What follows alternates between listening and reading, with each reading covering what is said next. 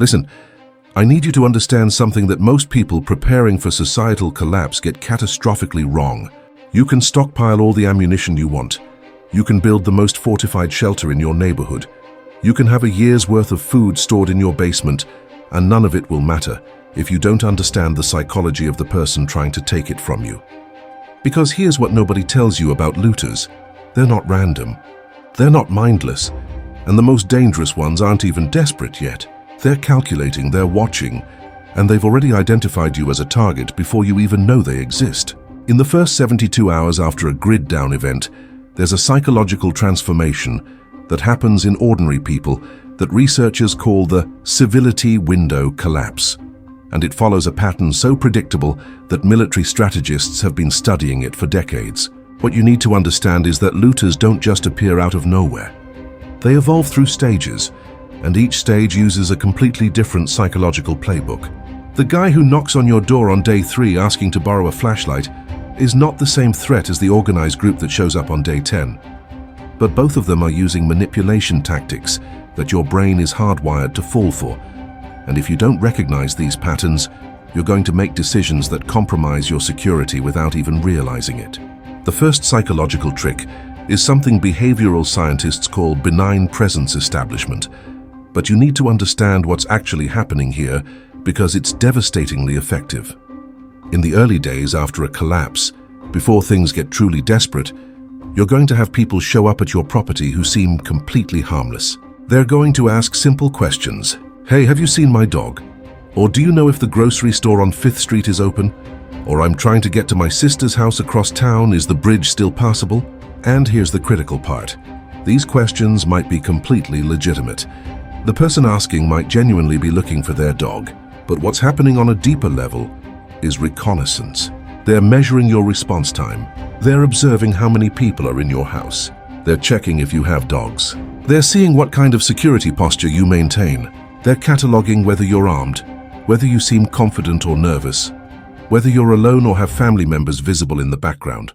The human brain has something called the reciprocity bias, which means when someone approaches us in a friendly, non-threatening manner, we're neurologically wired to respond in kind.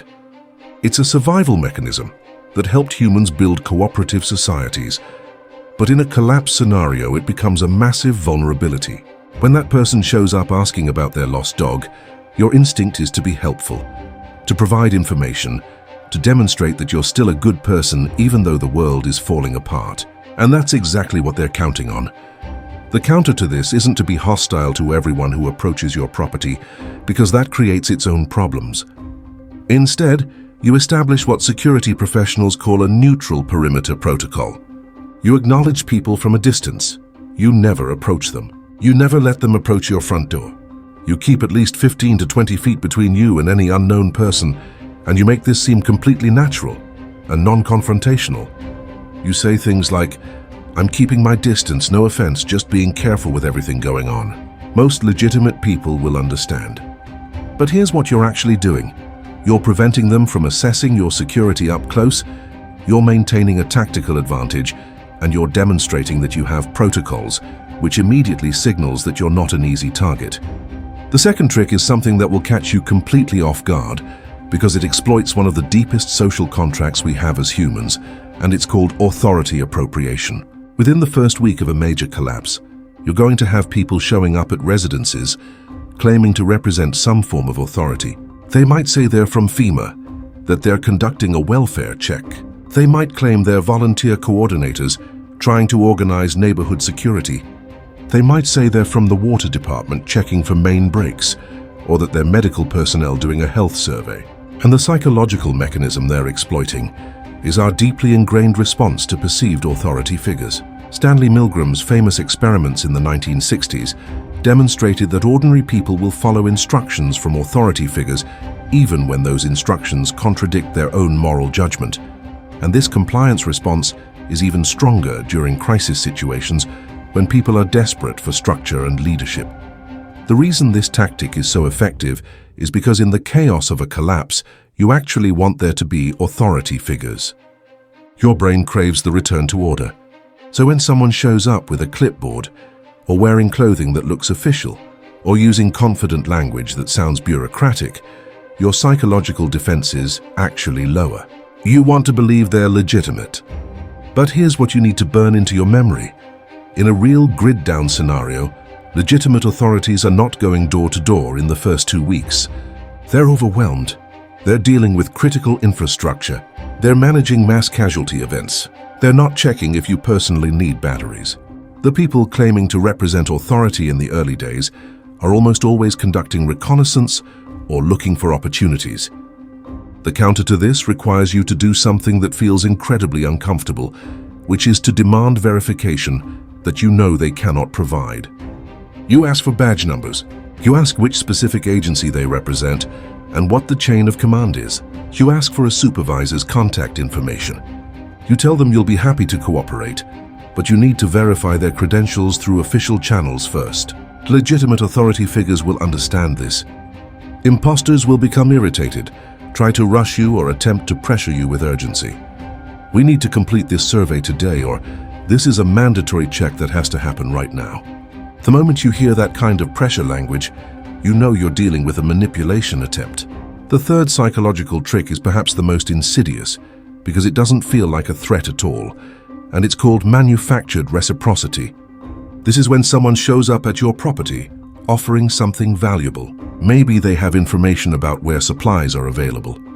Maybe they're offering to trade something you need.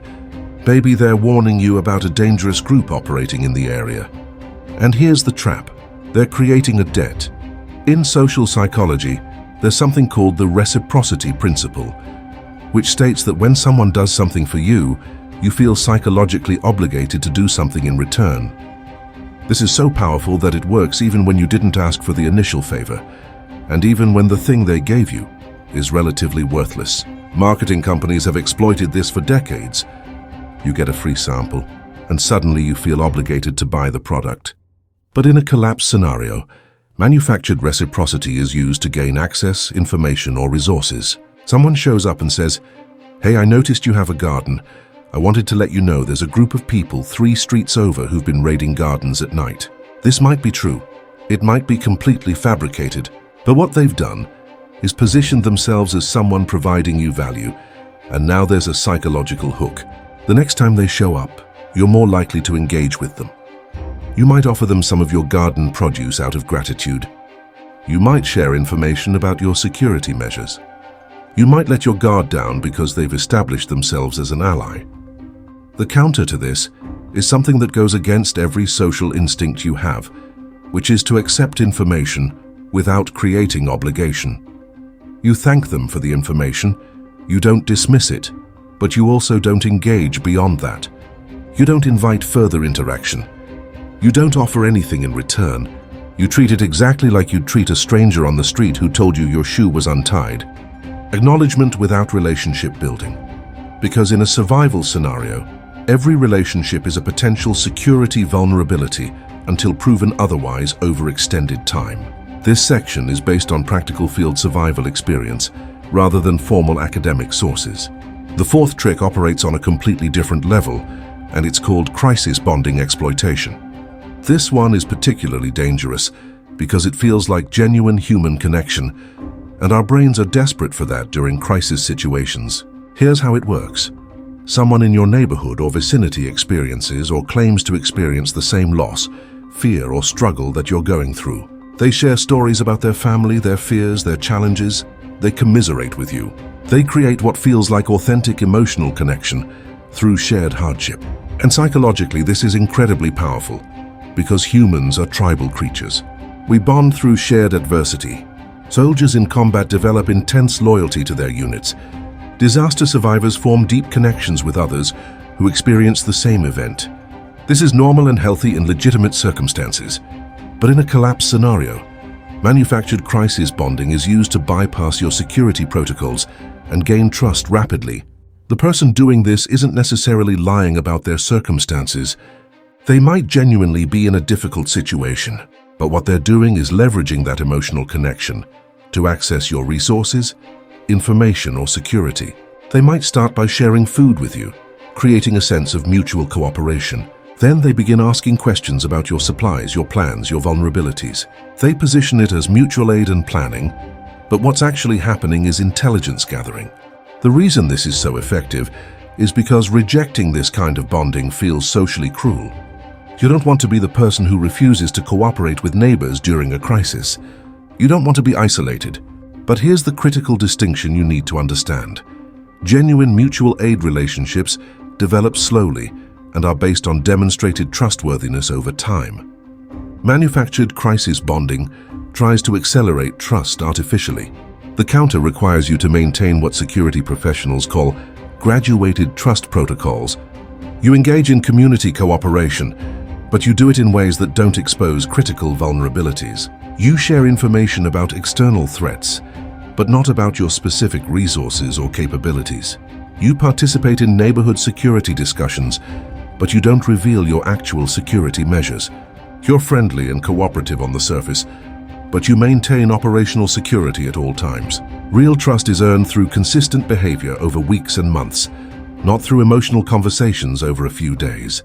The fifth psychological trick is something that happens later in the collapse timeline, usually after 2 to 3 weeks, and it's called Desperation Theater. By this point, the initial chaos has settled into a grim reality. Supply chains are gone. There's no indication that help is coming. And this is when you'll encounter people who show up at your property in visible states of distress. They might have children with them who are clearly hungry. They might be injured or sick. They might be crying, begging, demonstrating extreme emotional distress. And every human instinct you have is screaming at you to help them. This is not a flaw in your character. This is evidence that you're still human. Empathy is what separates us from sociopaths. But in a survival context, Desperation Theater exploits your empathy as a tactical vulnerability. Here's what you need to understand about this scenario. The distress might be completely genuine. Those children might actually be starving. That person might legitimately need medical help. But the moment you open your door, the moment you let them onto your property, the moment you reveal that you have resources to share, you've made yourself a target, because desperation doesn't make people more trustworthy. It makes them more dangerous. A person who is truly desperate will do whatever is necessary to survive. And if that means overpowering you once they're inside your perimeter, they'll do it. The psychological mechanism at work here is something called moral obligation induction. By presenting themselves as helpless victims, they're triggering your sense of moral duty. Your brain is telling you that you're a bad person if you don't help. But here's the counter that nobody wants to talk about because it feels heartless. You can acknowledge someone's suffering without compromising your security. You can offer assistance without granting access. If someone shows up claiming they need medical help, you can provide basic first aid supplies from a distance. If they claim they're starving, you can provide food without letting them inside your perimeter. You maintain the boundary while still operating within your moral framework. This isn't about becoming a monster. It's about understanding that in a true survival scenario, your first obligation is to the people you've committed to protecting, and every security compromise potentially endangers them.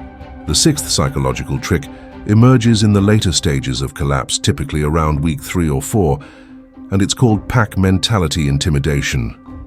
By this point, individual desperation has evolved into something far more dangerous, which is organized group behavior. You're no longer dealing with lone individuals showing up at your property. You're dealing with groups of 3, 4, or 5 people who move together, and the psychological dynamics shift dramatically. What you need to understand is that groups don't just multiply the threat by the number of people involved. They create an entirely different psychological environment because of something called diffusion of responsibility. This is a well-documented phenomenon where individuals in a group feel less personally accountable for their actions because responsibility is spread across multiple people. It's the same mechanism that allows crowds to do things that individuals would never do alone. But in a collapse scenario, organized groups use this psychology deliberately as an intimidation tactic. Here's how it typically manifests. A group will approach your property, and they'll position themselves in a way that feels threatening, even if they're not overtly aggressive. They'll spread out slightly, occupying multiple sightlines. They'll have one person do the talking, while the others remain silent and observing. The spokesperson will make seemingly reasonable requests. They might be looking for a specific person. They might claim they're conducting area security sweeps. They might suggest that everyone in the neighborhood needs to pool resources for collective survival. And the entire time, the other members of the group are performing what military tacticians call silent pressure presence. They're not saying anything, but their body language, their positioning, and their numbers are communicating a very clear message. You are outnumbered, and resistance would be costly. The psychological mechanism they're exploiting is your brain's threat assessment calculator. When you're facing a single person, you can evaluate them as an individual. You can assess their physical capability, their emotional state, their intent. But when you're facing a group, your brain shifts into a different mode. It recognizes that even if you could handle one or two of them, the numbers create overwhelming odds. This triggers what's called the compliance through intimidation response, where you're more likely to agree to demands not because they're reasonable, but because the alternative feels too dangerous. The counter to this requires advanced preparation and an understanding of group psychology. First, you never engage with groups the same way you might engage with an individual. The moment you see multiple people approaching your property together, you increase your alert level immediately. You do not come out to meet them. You communicate from behind cover, ideally from an elevated position like a second-story window. This changes the psychological dynamic because you're removing their positional advantage. Second, you speak only to one person and you explicitly identify them by some characteristic. You in the blue jacket, you can speak for the group. This does something critical. It removes the diffusion of responsibility. You're assigning accountability to a specific individual, which changes the group dynamic. Third, you make it clear through your positioning and your tone that you've assessed the situation as a potential threat. You don't need to be aggressive, but you need to communicate awareness. Something like, I can see you're here as a group, which makes me cautious. State your business from where you are. What you're doing is demonstrating that you're not an easy target, that you have tactical awareness, and that you're prepared for the possibility of conflict. Most groups engaging in intimidation tactics are looking for soft targets. They want compliance without confrontation. The moment you signal that you're a hard target, the cost-benefit analysis in their heads shifts. This section is based on practical field survival experience rather than formal academic sources. The seventh and final psychological trick is the most sophisticated and the most dangerous because it operates over time rather than in a single interaction, and it's called incremental normalization. This is how someone goes from being a stranger you're cautious about to someone who has access to your home, your resources, and your vulnerabilities, and you don't even realize it happened. The technique works through a series of small boundary violations that individually seem insignificant, but cumulatively dismantle your security posture. It might start with someone asking to fill a water bottle from your outdoor spigot. A few days later, they ask if they can charge a phone using your generator for just 10 minutes. Then they mention they're having trouble with their shelter and ask if they could store some supplies in your shed temporarily. Each request is small. Each one seems reasonable given the circumstances. Each one creates a tiny obligation through the reciprocity principle we discussed earlier. But here's what's actually happening. They're mapping your property. They're identifying your resources. They're testing your boundaries to see what you'll accept. And they're establishing patterns of access that become increasingly difficult to revoke. Social psychologists call this the foot-in-the-door technique. And it's devastatingly effective because it exploits our desire for consistency. Once you've said yes to a small request, saying no to a slightly larger request feels inconsistent with your previous behavior. Your brain wants you to be a consistent person, so it rationalizes why you should continue saying yes. Before you realize what's happened, someone you considered a casual acquaintance has detailed knowledge of your security measures, your resources, your daily patterns, and your vulnerabilities. The reason this is so dangerous is because it doesn't feel like a threat. It feels like community building. It feels like the kind of mutual cooperation that you actually need to survive long-term. And that's precisely what makes it so insidious. The counter to incremental normalization requires you to establish what security professionals call hard boundaries with soft delivery. You decide in advance what your boundaries are, and you maintain them consistently regardless of social pressure. If your boundary is that no one enters your home except in a genuine medical emergency, then that boundary doesn't shift because someone seems nice or because they've helped you in the past, or because saying no feels uncomfortable. You can be kind in how you enforce boundaries, but you must be absolutely consistent. The 7 psychological tricks we've covered: benign presence establishment, authority appropriation, manufactured reciprocity, crisis bonding exploitation, desperation theater, pack mentality intimidation, and incremental normalization. These aren't theoretical concepts. They're documented patterns that emerge in every societal collapse throughout history. From the Balkans in the 1990s to Argentina's economic collapse in 2001 to natural disaster scenarios worldwide, these same psychological tactics appear consistently because they work. The survivors who talk about these experiences all describe the same realization. The most dangerous threats weren't the ones that looked dangerous. They were the ones that looked normal until it was too late. Your advantage is that you now understand these patterns before you're in the situation. You can recognize them unfolding in real time. You can counter them effectively.